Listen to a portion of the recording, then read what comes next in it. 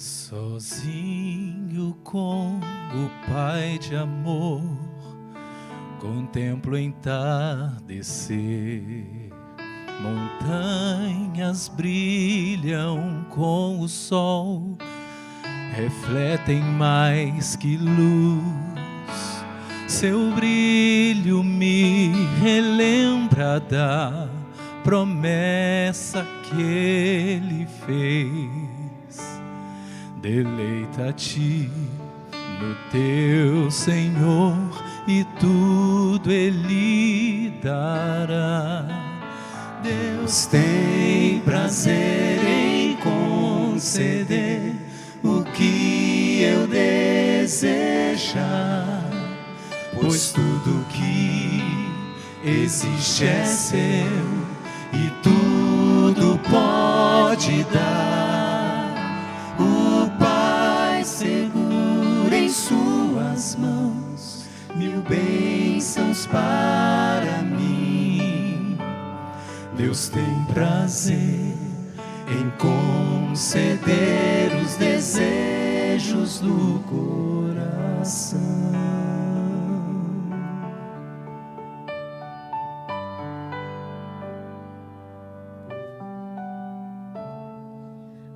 Longa noite sem dormir, a luta enfrentar,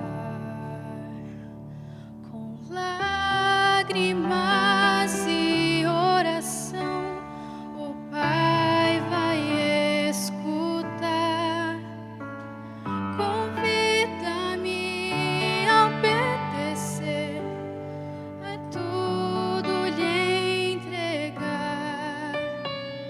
Ele me dá perfeito amor, com sangue que pagou. Deus tem prazer em conceder o que eu desejar, pois tudo que existe é seu e tudo pode dar. O Pai segura em suas mãos 1000 bênçãos para mim. Deus tem prazer em conceder os desejos do coração. O universo inteiro está a olhar a escolha que farei. Se Deus será supremo em meu viver, ou se o rejeitareis. O sacrifício a pagar bem alto pode ser, mas Deus atende meu clamor e dá mais que pedir. Deleita-te no Salvador e entregue tudo a Deus, pois Ele pode reescrever todos os planos seus. O Pai segura em suas mãos 1000 bênçãos para ti. Deus tem prazer em conceder os desejos do coração.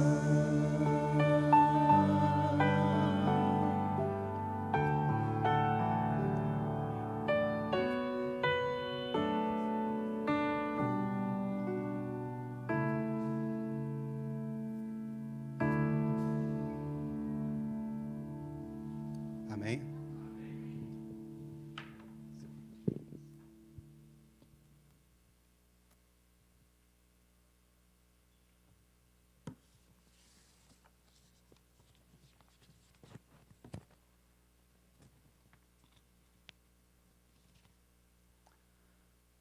Uma boa noite a todos.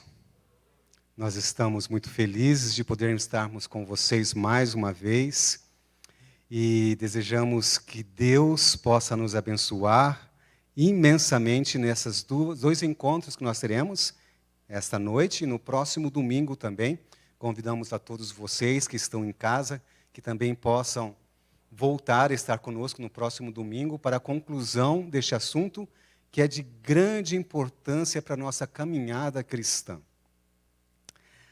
Quando o nosso amigo Zil convidou-nos para tratar esse assunto, eu confesso que nós trememos na base, porque é um assunto muito delicado e não existe outra maneira de nós trabalharmos nesse assunto se não formos guiados pelo Espírito Santo. Porque de outras formas nós podemos cair em erros. Então nós oramos a Deus que o seu Espírito esteja entre nós, nos guiando, que as palavras que nós falemos aqui não sejam nossas, mas todas elas baseadas na palavra de Deus, o assim diz o Senhor. Amém? A música é uma bênção imensa na vida do cristão. Deixa eu só ligar aqui. Nós temos um texto aqui, no livro de educação, que fala que a música é um dos meios mais eficazes para impressionar o coração com as verdades espirituais. Através da música, as tentações perdem o seu poder. Olha só. Tão poderosa é a música que ela pode nos afastar de nós as tentações. A vida assume novo sentido e propósito. Veja só, a música pode direcionar a sua vida nos caminhos de Deus. E também ela traz o ânimo e a alegria que se comunica a outras pessoas, né? Então, olha quantos benefícios nós temos aqui. A música nos livra da tentação, a música nos dá poder, dá sentido e propósito à nossa vida, dá ânimo e alegria à nossa vida. Eu confesso para vocês que a Igreja Adventista, ela causou uma grande mudança na minha vida, principalmente por causa da música.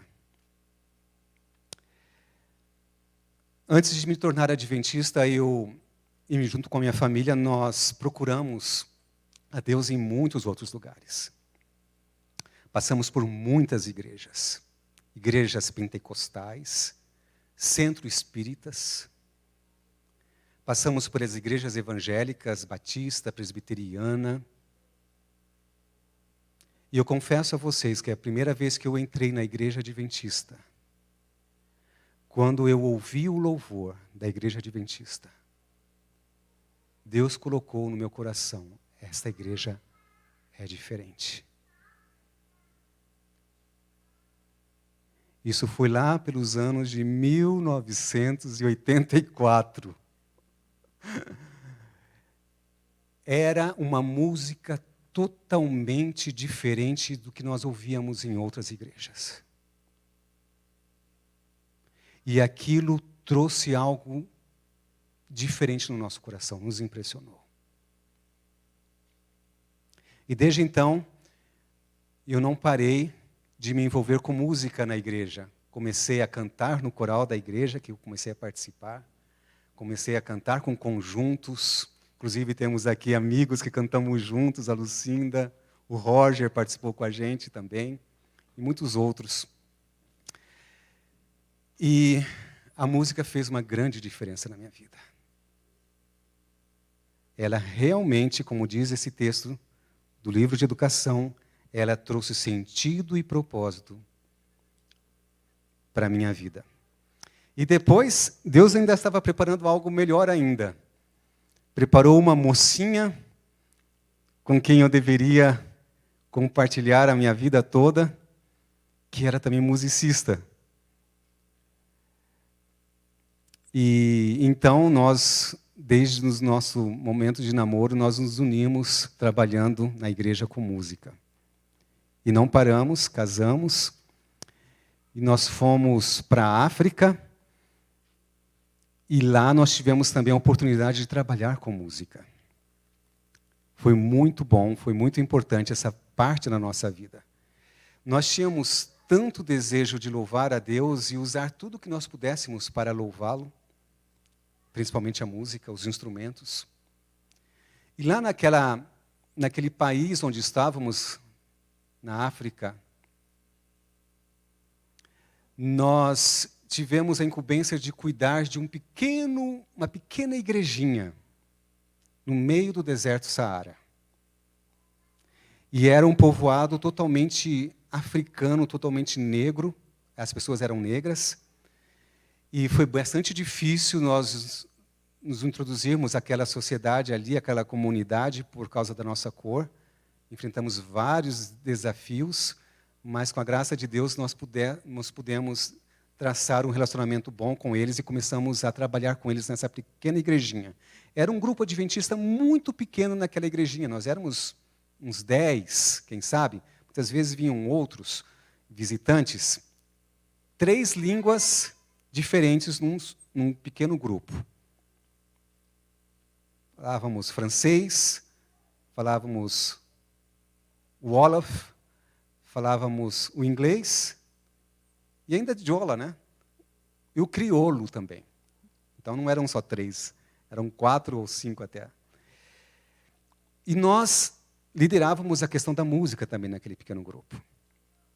Nós sempre levávamos o nosso tecladinho junto conosco, todo sábado, quando íamos para aquele vilarejo, e aí tocávamos os hinos junto com eles. E um dia nós esquecemos, numa correria que aconteceu, nós esquecemos de levar o nosso teclado. E quando nós chegamos lá, e agora? Como que a gente vai fazer o louvor? Vamos cantar sem instrumentos.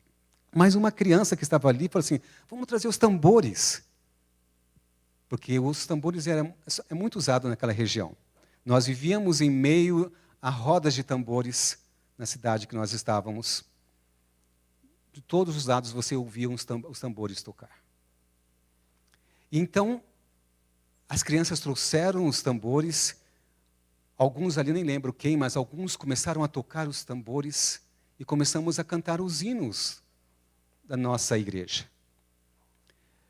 Só que algo aconteceu diferente do que acontecia todos os sábados que nós íamos lá. Os louvores estavam sendo cantados de uma forma como nunca nós vimos antes. Existia uma empolgação, existia um ânimo naquela pequena igreja em cantar junto com os tambores que parecia que estava até tremendo o local que nós estávamos, a sala que nós estávamos. De tão forte, tão animado que eles estavam cantando. E nós ficamos muito empolgados com aquilo.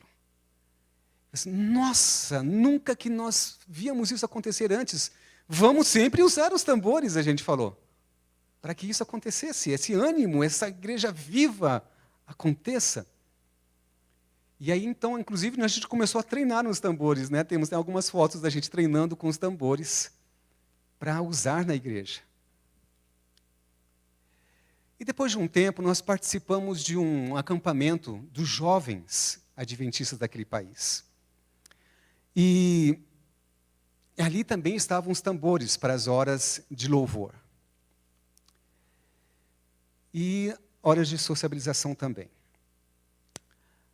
No momento do louvor, que começamos a tocar, que começaram a tocar, naquele momento nós não estávamos tocando, quem estavam tocando era eles. Eles começaram a tocar os tambores, aquele ânimo, aquela empolgação surgia naturalmente com os tambores.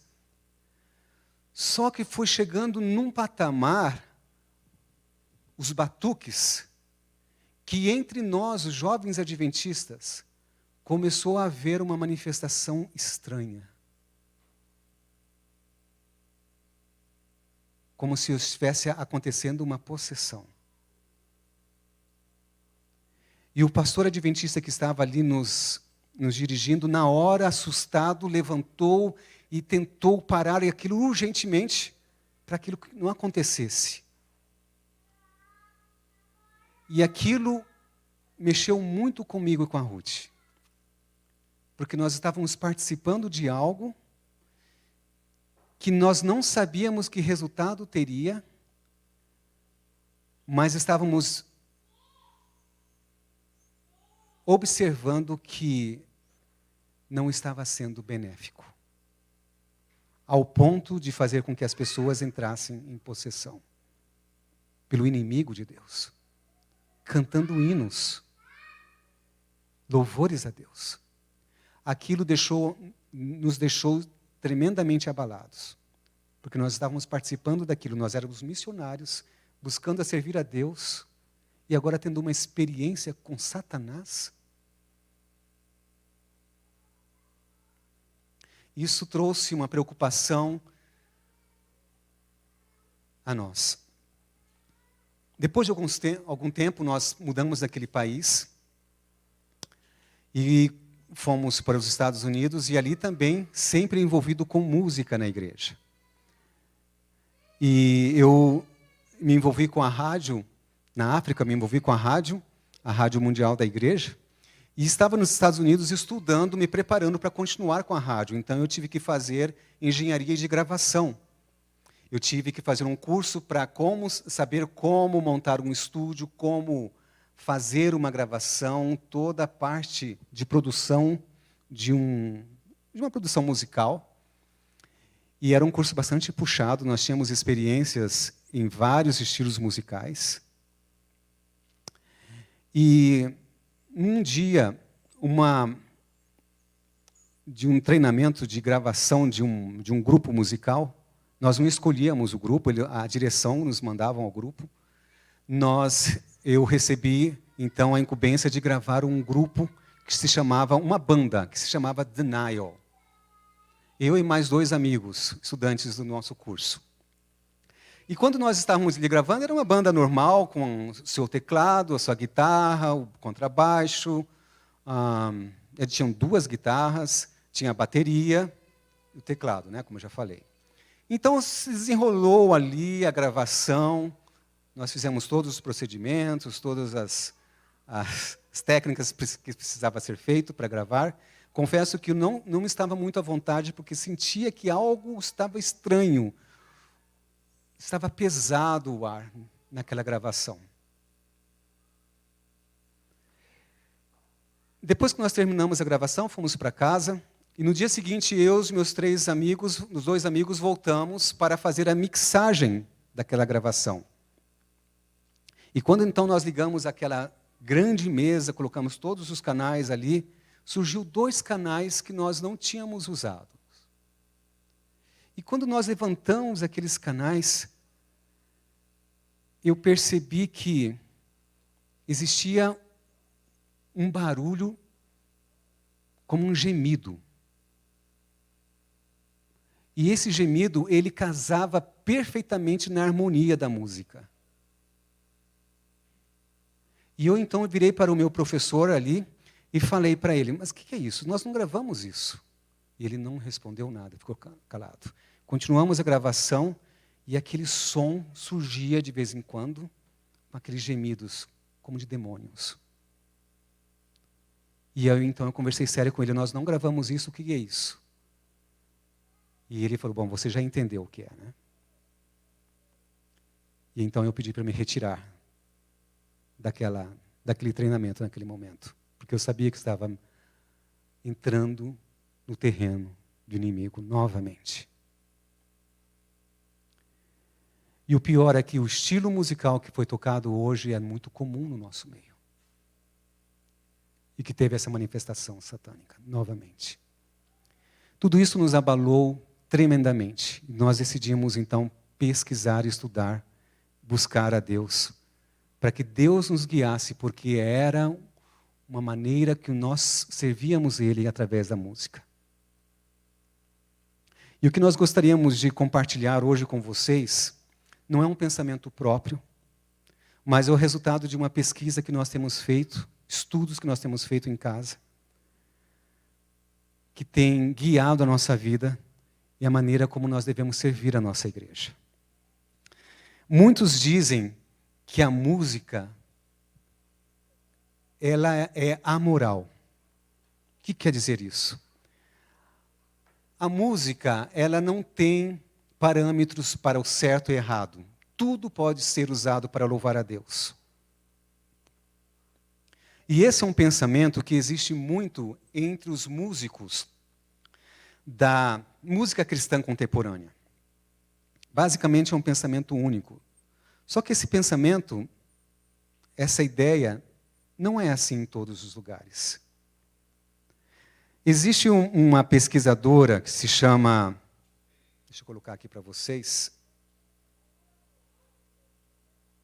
Se ele funcionar. Eu acho que acabou a bateria. Não, aconteceu.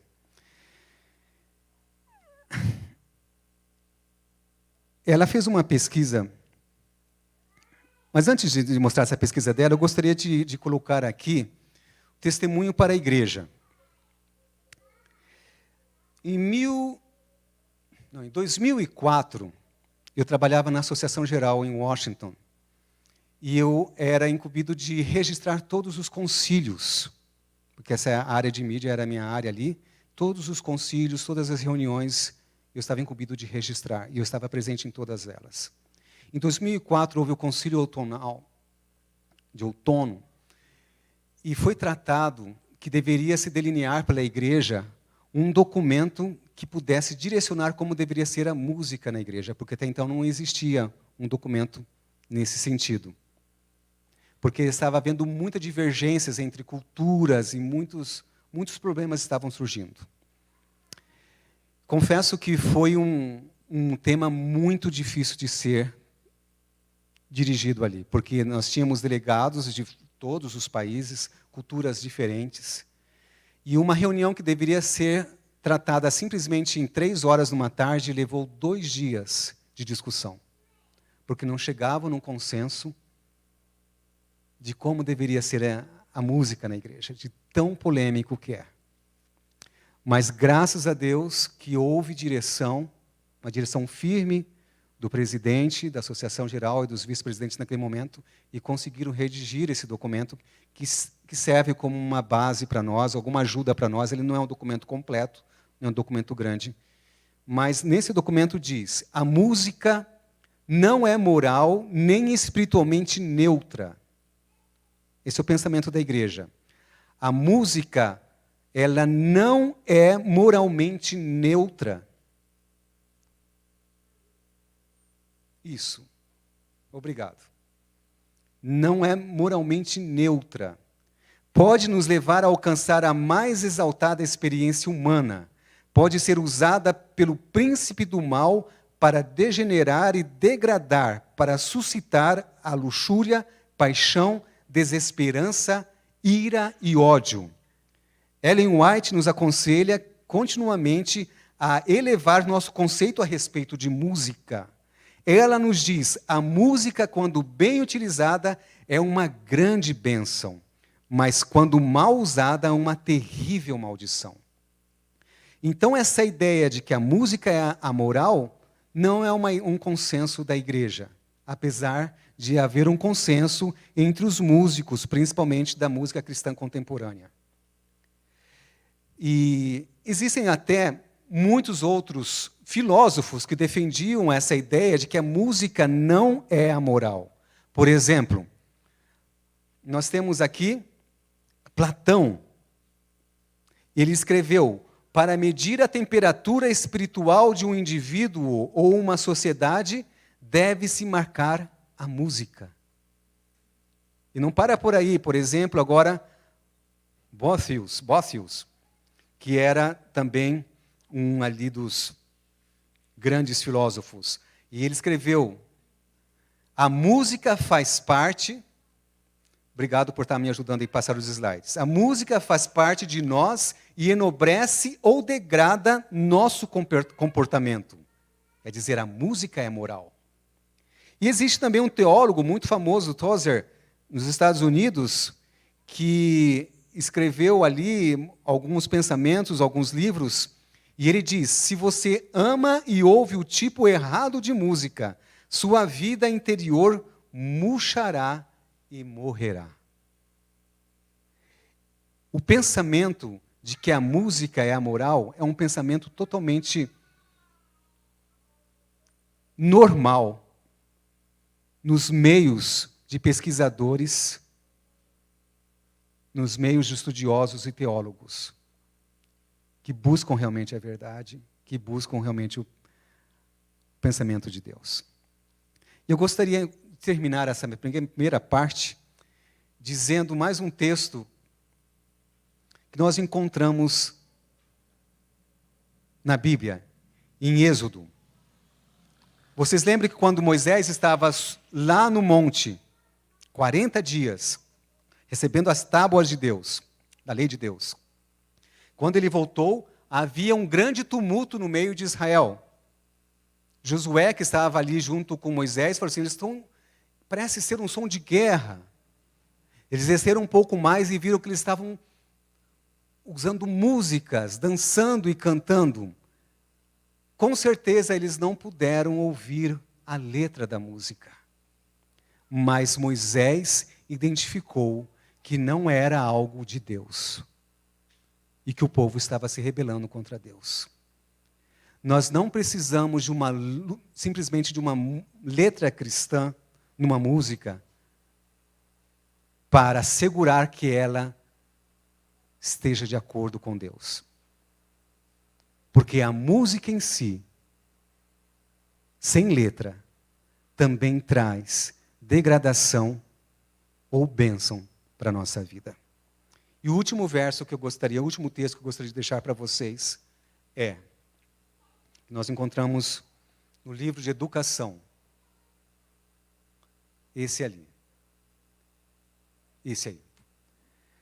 A música muitas vezes é pervertida para servir a fins maus. E assim se torna um dos poderes mais sedutores para a tentação. Corretamente empregada, porém, é um dom precioso de Deus, destinado a erguer os pensamentos às coisas altas e nobres, a inspirar e elevar a alma. Que Deus nos conduza nesse estudo que nós vamos ter agora.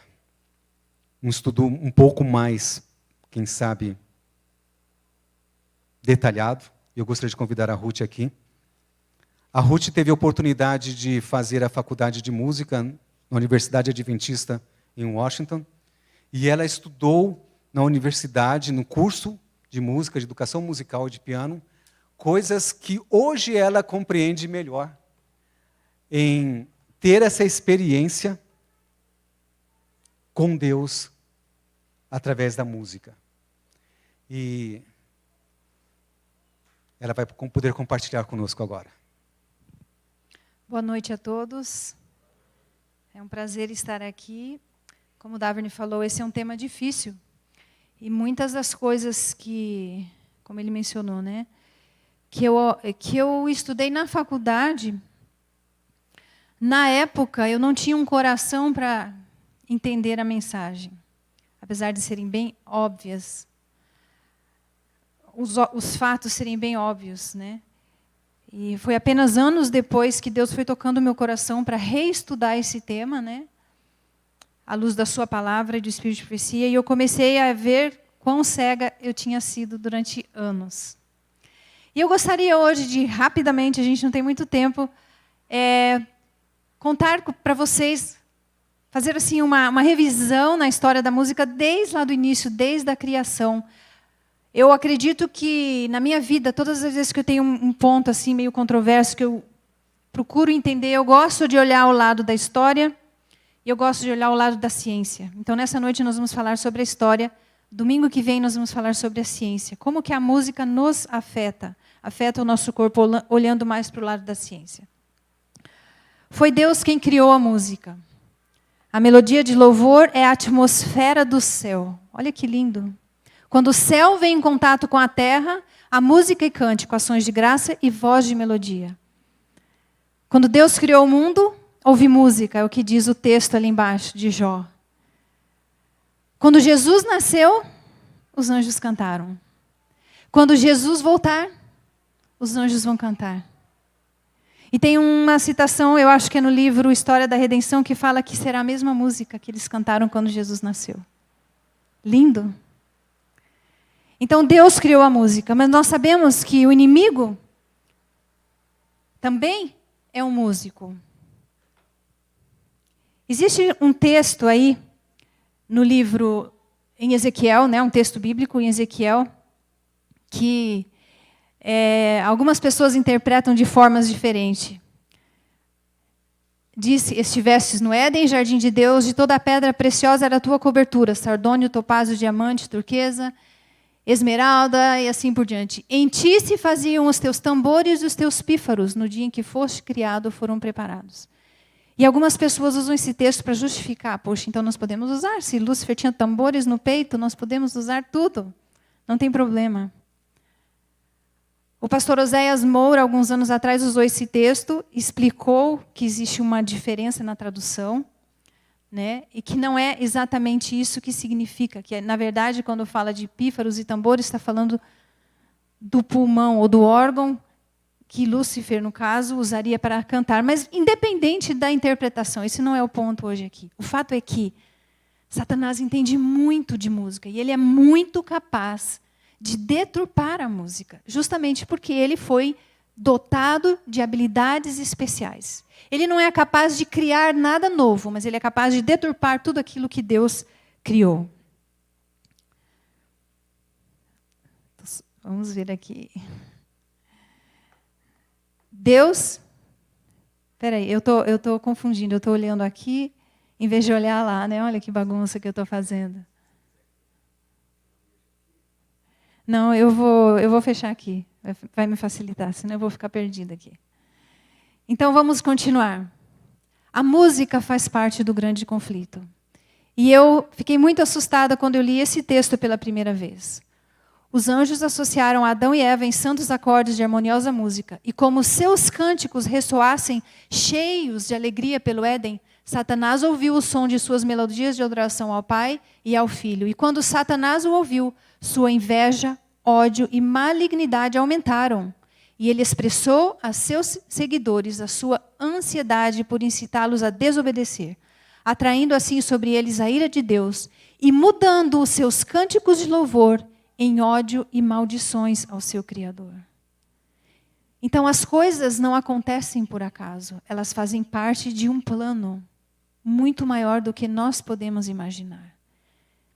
Se a música foi alterada hoje e ela deixou de ser um louvor a Deus, até mesmo dentro das igrejas, é porque foi um plano muito bem feito por Satanás.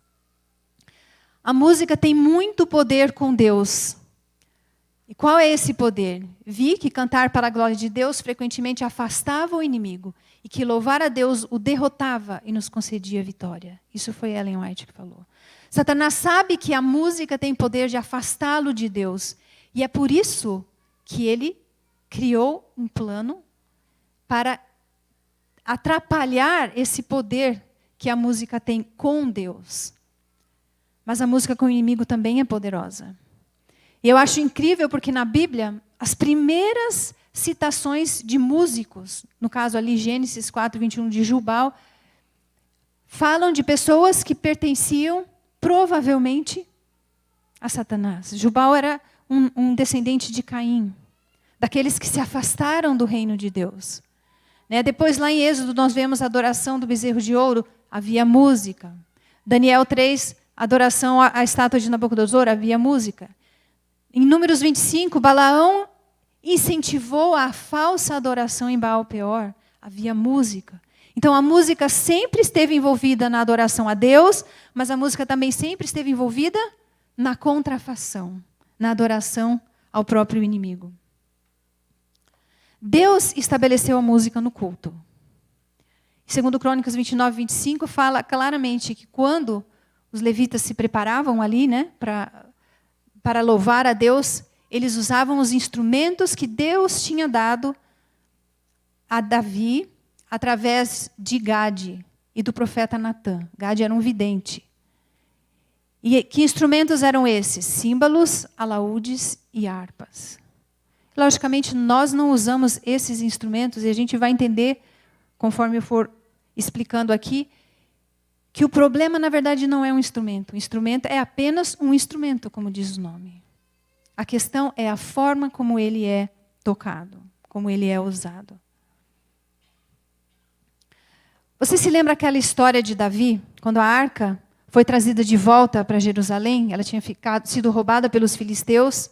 E no caminho de volta, na primeira tentativa de trazer a arca, está em 1 Crônicas 3, 8, as pessoas saíram na rua, era uma vitória de guerra, e eles começaram a tocar o que eles tinham pela frente, e na Bíblia menciona harpas, alaúdes, tamboris, símbolos e trombetas. Sabe que essa questão de louvar ou de cantar numa vitória de guerra era uma tradição pagã.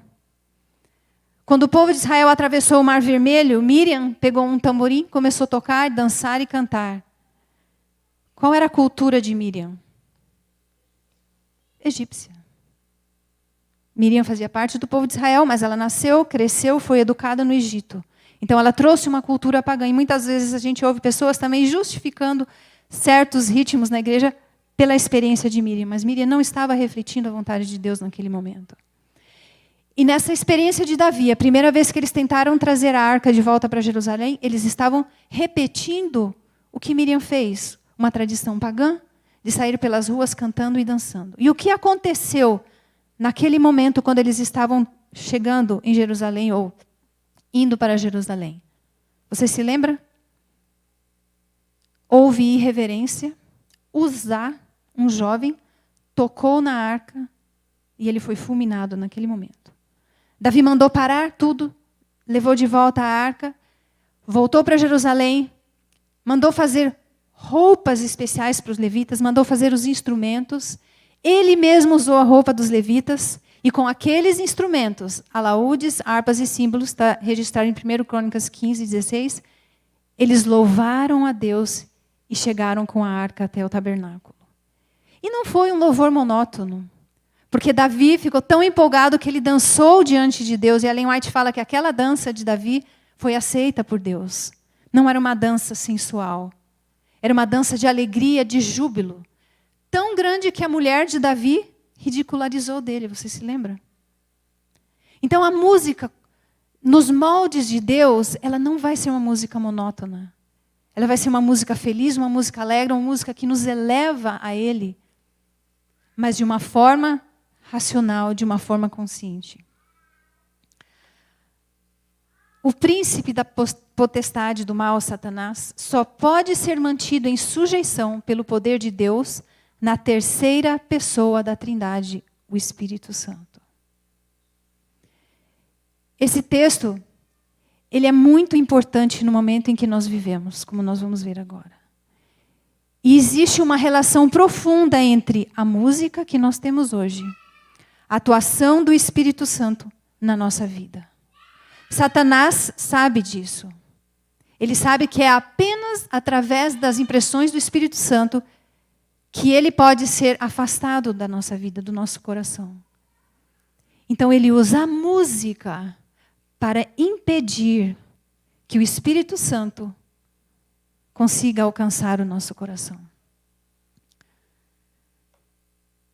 Eu que dei esse nome aí, estratégia do inimigo. Quando a gente olha na história, nós vemos que no início, depois que o homem caiu, o tempo todo Satanás tentava afastar o homem de Deus, maculando a imagem de Deus. Deus é mau. Olha o castigo que ele deu para Adão e Eva. Então as pessoas tinham essa visão errada de Deus. E ele, o dragão de Apocalipse 12, era a pessoa que mais direcionava a vida das pessoas nesse sentido. Você vê ali que quando, na época do dilúvio, poucas pessoas seguiam a Deus. Depois, na época que Abraão foi chamado, poucas pessoas seguiam a Deus. Então, Jesus veio em pessoa revelar o caráter de Deus, para que essa grande mentira de Satanás fosse apagada. Quando Jesus revelou o caráter de Deus, não tinha como as pessoas não virem que Deus é amor, não verem que Deus é amor. Então Satanás, ele trouxe uma nova estratégia, aniquilar o povo de Deus. E as grandes perseguições começaram na Idade Média, E nessa época, qual foi a besta que foi mais atuante? A besta do mar, o poder papal. Então Deus escondeu o seu povo. Deus escondeu a mulher, como diz em Apocalipse. Mas depois, a mulher teve filhos, como diz. E a sua descendência passou também a ser perseguida por Satanás. Como ele não conseguiu eliminar a igreja matando todo mundo, então agora ele adotou uma nova tática. Vamos enganá-los. Vamos misturar as coisas. E você e eu vivemos nesse período. A besta do abismo, essa besta não é muito comum. A gente quase não ouve falar da besta do abismo, mas ela existe, está lá em Apocalipse 11. E ela representa um poder secular. Nesse momento, que é o momento em que nós vivemos, onde toda a força da besta do abismo já está tomando conta do mundo, Deus prometeu enviar o seu Santo Espírito para nos renovar, para que nós pudéssemos entender os perigos que nós corremos. E quando Satanás perceber que ele não pode enganar a todos, então vai ser a última besta que vai entrar em cena, a besta da terra, o poder político, que vai tentar mais uma vez aniquilar os filhos de Deus. Então Jesus volta para libertar o seu povo para sempre. E nós vamos voltar agora e falar um pouquinho sobre essa besta do abismo. Nós vamos ter que olhar a história. No livro Grande Conflito diz que, falando da história do poder do papado e tal, diz assim: quando acabarem o seu testemunho da besta do mar, que era o papado, a besta que sobe do abismo lhes fará guerra, e os vencerá e os matará. Os 1260 anos de supremacia papal começaram em 538 de nossa era e terminariam, portanto, em 1798. Nessa ocasião, um exército francês entrou em Roma e tomou prisioneiro o Papa, que morreu no exílio. Então, a besta do abismo é esse poder secular que surgiu quando o Papa foi eliminado e a França se tornou bem evidente. Vocês lembram o que aconteceu nessa época? Se você ler esse capítulo do Grande Conflito, você vai entender que era um poder social, né, que tomou o governo de Roma. Muitas coisas começaram a surgir daquele poder, daquela mudança. As Bíblias foram queimadas. Lembra que era a era do iluminismo? O que importava era o meu raciocínio, a idade da razão. Bíblias foram queimadas e muitas coisas que surgiram foram afetando as artes. A música, a pintura, a escultura, tudo nesse período. Né? Todos os ismos, romanticismos, ceticismos, todos os ismos que a gente... Iluminismo, né? Surgiram disso. Um poder secular para afastar as pessoas, para misturar a verdade com o erro e afastar as pessoas da palavra de Deus. Na mesma época que aconteceu a Revolução Francesa, lá na França, e vocês vão entender por que eu estou contando essa história. Aqui nas Américas, escravos estavam chegando. Estavam chegando na América Central, na América do Norte, na América do Sul. E num lugar específico, não dá para ler ali, mas é a ilha de Santo Domingo, na América Central. Chegaram grupos de escravos.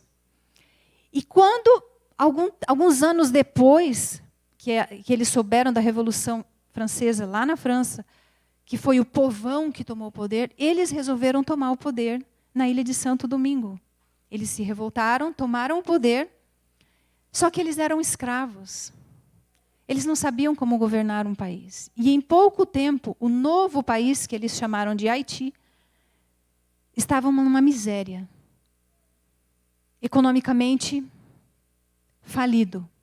E as pessoas começaram a fugir, a procurar outro lugar para morar, porque eles não sabiam cuidar daquele país. Até hoje é um dos países mais pobres do mundo. E eu vou continuar essa história usando alguns textos que eu encontrei num livro dessa roqueira e escritora Deborah DeVry, ou Devi, né, em português. Ela escreveu um livro que é considerado o melhor livro da história do rock ou da música, não só do rock, mas da música popular americana. E sabe, o que eu acho interessante nessa pesquisa que a gente faz, porque a gente não parou ainda de fazer, é que nós, os cristãos, as igrejas, elas têm medo e vergonha de falar sobre essas coisas. Mas o povo lá fora, eles falam com toda a força. eles sentem a maior alegria em dizer que a herança deles está associada com as coisas do inimigo. Eles não têm nem um pingo de vergonha. Então, quando a gente lê o que eles escrevem, a gente entende muito melhor aquilo que os cristãos muitas vezes tentam esconder. Quando, então, aquelas pessoas ali do Haiti, os escravos, não conseguiam sobreviver, eles mudaram em massa para os Estados Unidos, que na época ainda estava em formação. A colônia de Louisiana era uma colônia que... Oi? Sim. Deu meu tempo, né? Os escravos, na ilha de Santo Domingo, eles eram praticantes do voodoo. Eles faziam danças em roda, com tambores, e através dos ritmos, depois de um certo tempo, eles recebiam, então, a possessão dos espíritos maus. E eles se mudaram para Louisiana. Quando eles chegaram em Louisiana, era um país em formação totalmente diferente. A colônia de Louisiana era francesa, era de Napoleão. Napoleão vendeu para os Estados Unidos, então eles foram para lá porque eles falavam o mesmo idioma. Quando eles começaram a praticar aquelas danças estranhas, o prefeito de New Orleans falou assim: eu não quero isso aqui, isso é muito estranho. Eles, não, mas é parte da nossa cultura. E aí ele falou assim: ok, então vocês vão ter um terreno específico, onde apenas aos domingos de manhã, quando todo mundo estiver na igreja, vocês podem fazer os seus rituais. E aquilo começou a se tornar uma tradição em New Orleans. Hoje, em New Orleans, uma grande parte da população pratica o voodooísmo. Mas como que isso influenciou a música? A música até então, nos Estados Unidos e no Ocidente, era uma música que não continha os ritmos semelhantes aos ritmos que tinha no voodoo. Se você conhece um pouco de música, a música clássica, a música que existia na igreja, não era uma música que se assemelhava à música popular. Na verdade, naquela época, a música popular se assemelhava à música clássica. Os únicos povos que tinham músicas ritmadas assim eram os povos tribais, que viviam em tribos e que declaradamente não adoravam a Deus. Então, a partir desse momento, no início do século XX, houve uma mescla. Esses ritmos foram trazidos ali para os Estados Unidos, e isso eu aprendi na sala de aula. Mas assim, não caiu a minha ficha na época. Que os músicos sentavam em volta daquela praça, com os seus caderninhos, anotando aqueles ritmos. E a partir daquele momento, eles começaram a usar aqueles ritmos nas músicas que eles compunham. E quando você olha as músicas que eles começaram a compor na época, o ragtime, que hoje é considerado uma música tão inocente. Se você não conhece, eu tenho quase certeza que você vai lembrar, eu vou tentar cantar um pedacinho aqui de uma delas.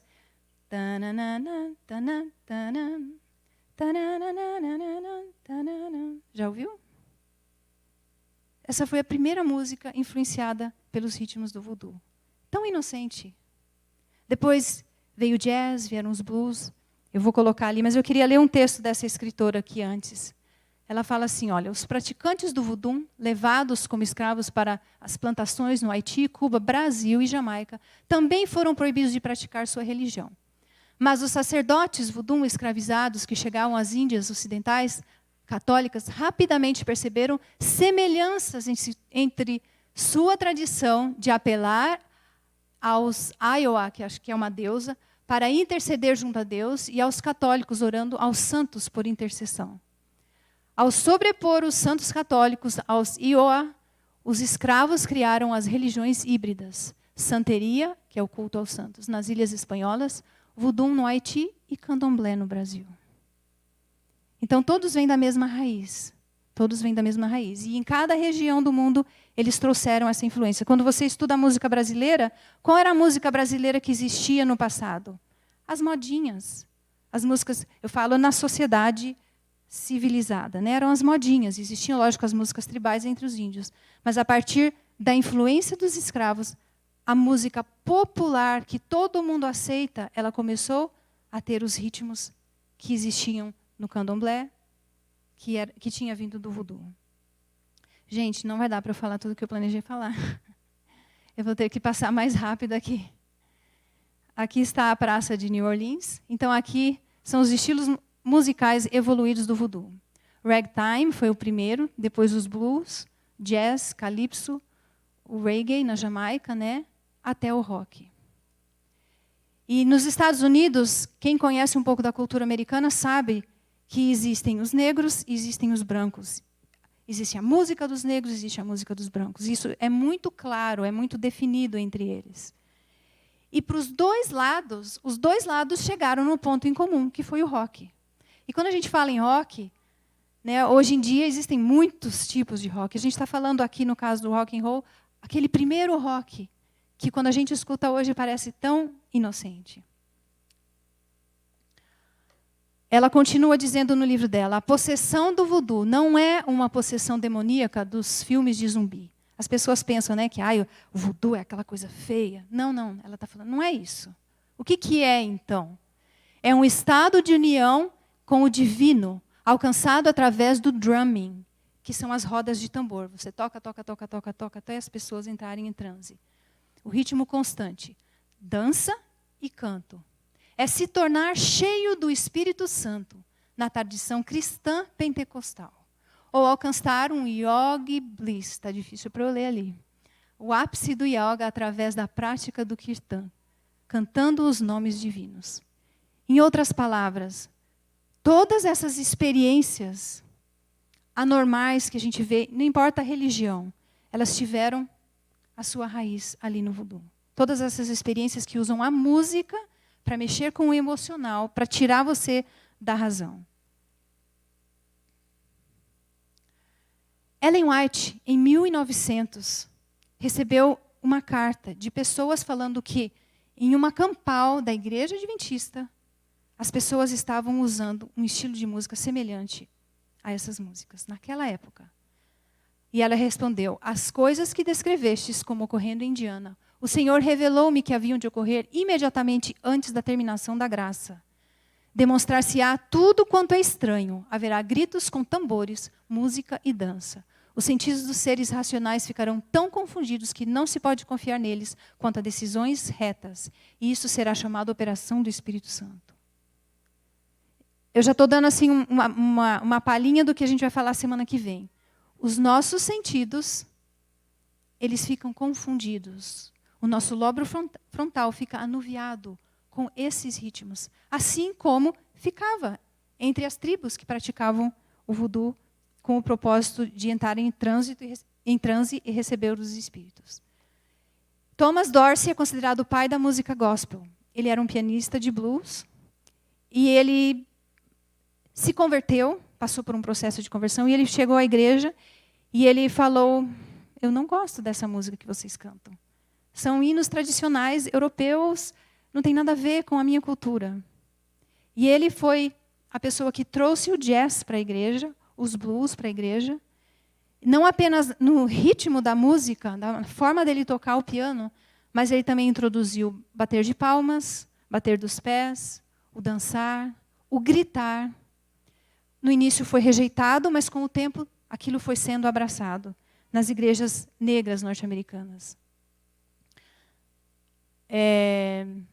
Já falei isso aí. Só para a gente ter uma noção, né? Como eu tinha mencionado antes. Desses ritmos surgiram ritmos que foram para o lado considerado secular e ritmos que foram para o lado considerado de música religiosa. Mas quando você analisa e quando você escuta eles, em termos de ritmo, não há diferença nenhuma hoje em dia. O que muda é a letra. Né? Eu até tinha esquecido de mencionar, quando os escravos moravam no Haiti, que os senhores eram os franceses que dominavam ali. E quando os escravos começaram a praticar o voodoo a primeira vez, eles estranharam. E eles falaram assim, peraí, vocês não vão tocar essas coisas, porque eu não estou entendendo o que vocês estão falando. Vocês todos vão ser forçados a se batizarem na Igreja Católica. E eles foram batizados, e o que eles fizeram? Eles faziam a roda do mesmo jeito, e eles tocavam o voodoo, só que eles cantavam palavras da Bíblia. Você acha que isso impediu eles de entrar em possessão? Não. Não impediu. Porque o que importava eram os ritmos. E mais para frente, um pouquinho na história, a gente vê os hippies. Os hippies acreditavam em tudo isso aí, paz e amor, ambientalismo, psicodelismo, sexo livre. Quando os hippies começaram a usar droga, eles condenavam a guerra, eles condenavam a violência, mas quando eles começaram a usar droga, eles se tornaram violentos. E aí um grupo de hippies falou, não, alguma coisa está errada, nós estamos tornando violentos e nós somos contra a violência. E eles resolveram experimentar Jesus. E esse grupo se transformou no grupo chamado Jesus Hippie. Quando eles foram para a igreja, eles também não gostaram das músicas que eles ouviram. E eles trouxeram o ritmo do rock, que era a música que eles praticavam. E esse movimento se chama Jesus Music. O Jesus Music começou primariamente, então, quando eles se converteram ao cristianismo. Eles continuaram a tocar o mesmo estilo de música que tocavam antes, mas começaram a escrever letras com uma mensagem cristã. A mesma coisa que aconteceu lá atrás com os praticantes do voodoo aconteceu com os hippies. E os hippies, o maior legado que eles deixaram na música da igreja hoje é a música contemporânea cristã, né? Essa é basicamente o resultado. Quais são os conselhos que nós temos como igreja? Ellen White escreveu, a associação com as coisas do mundo no setor musical é considerado inofensivo por alguns observadores do sábado. Tais pessoas estão, porém, em terreno perigoso. É assim que Satanás procura desviar homens e mulheres, e dessa maneira tem ganho o controle de almas. No manual da igreja, diz assim, toda melodia que partilhe da natureza do jazz, rock ou formas híbridas relacionadas, ou toda linguagem que expresse sentimentos tolos ou triviais, serão evitadas. E na Bíblia, diz assim, não é na Bíblia ainda, no livro Música, Sua Influência na Vida do Cristão, nem toda música considerada sacra ou religiosa pode ser aceitável para um adventista do sétimo dia. A música sacra não deve evocar associações seculares ou sugerir a conformação com normas de pensamento ou comportamentos da sociedade em geral.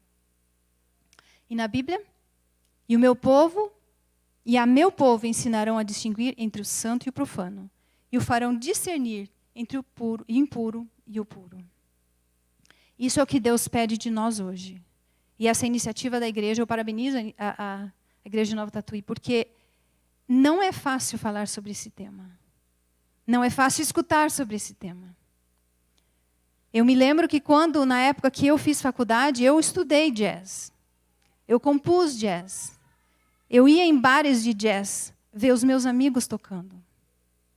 Mas, de alguma forma, eu estava cega. Eu estudei exatamente isso que eu coloquei para vocês aqui, que o jazz veio do voodoo. Mas eu não conseguia ver nenhum problema nisso. Não caiu a minha ficha até muitos anos depois. Mas se você fizer uma busca, e eu recomendo que você faça a sua própria pesquisa, porque não sou eu que vou convencer ninguém das verdades, é o Espírito Santo. E se você permitir que Ele atue na sua vida, você vai se convencer. Se você fizer uma busca da origem das músicas modernas, do rock e das outras músicas populares, todos eles vão mencionar que vieram do jazz e dos blues. Se você fizer uma busca na música cristã, música contemporânea cristã, eu até tinha um vídeo, mas não dá para eu passar aqui, a origem da música evangélica ou da música gospel, jazz e blues. Eles falam isso sem nenhum problema. As igrejas, os músicos evangélicos fazem isso sem nenhum problema. Mas será que nós queremos falar isso? Será que agora que nós entendemos o que está por trás do jazz e dos blues, será que nós temos a coragem de falar, não, é um legado que nós recebemos e nós simplesmente estamos passando para frente. E o problema é que as coisas vão se intensificando.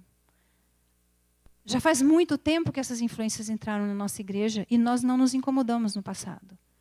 E hoje, quando os ritmos mais agressivos estão entrando, a gente... Mas já faz tanto tempo que a balada está na nossa igreja, que o rock lento está na nossa igreja e a gente não se preocupou com isso. E agora a gente se preocupa. Eu sei que essa mensagem é uma mensagem difícil de descer, é difícil de falar também. Mas eu tenho certeza que Deus moveu os corações dessa igreja para idealizar essas reuniões, esse programa aqui esse mês. Porque está na hora de nós acordarmos. Nós não queremos ter na nossa vida nada que impeça a atuação do Espírito Santo. O Espírito Santo fala à nossa mente. E se algo está impedindo que ele fale à nossa mente, nós precisamos acordar, nós precisamos repensar os nossos valores e pedir para que Deus não permita que nós percamos essa capacidade de ouvir a voz do Espírito Santo. E nós vamos cantar, para terminar, o hino de número 161, que é uma oração. Eu gostaria que você realmente cantasse, orando a Deus, pedindo a presença do Espírito Santo em sua vida. E que essa seja a sua oração todos os dias.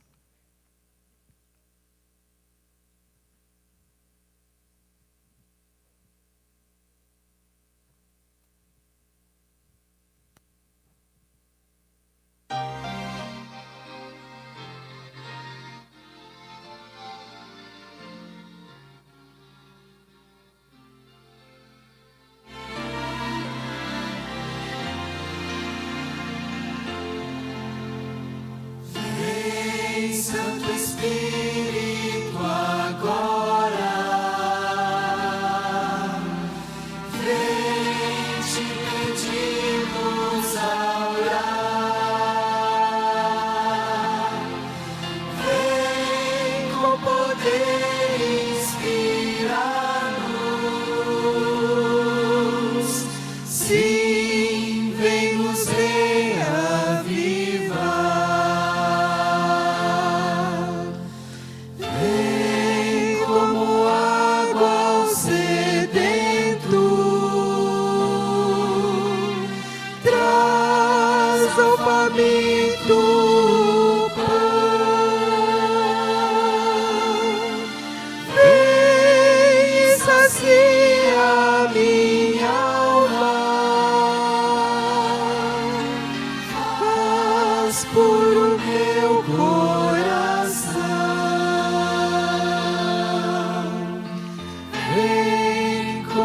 Brisa suave,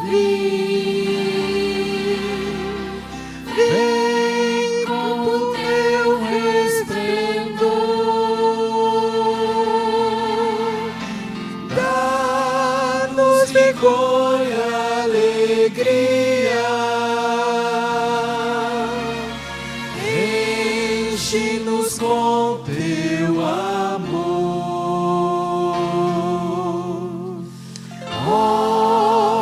Espírito Santo, bom amigo consolador,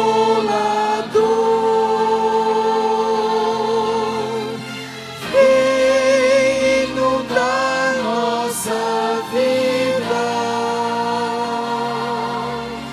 com teu sagrado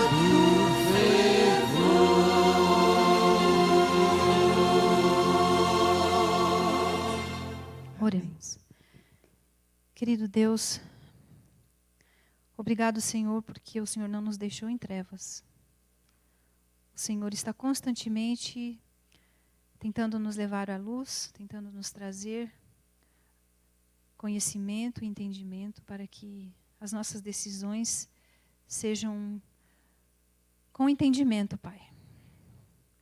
E eu sei que é muito difícil, não apenas aceitar, mas fazer as mudanças que precisam ser feitas na área da música. Que o Senhor toque individualmente cada coração aqui. O Senhor conhece as experiências de cada pessoa. E se existe algo que precisa ser mudado, que o Senhor possa ajudar. Nós sabemos que não é fácil, mas o Senhor nos dá força. O Senhor nos dá o poder. Abençoa essa igreja, abençoe a cada pessoa aqui. Também aos que estão assistindo online. Que teu Santo Espírito esteja nos guiando em cada decisão da nossa vida. É o que pedimos em nome de Jesus. Amém.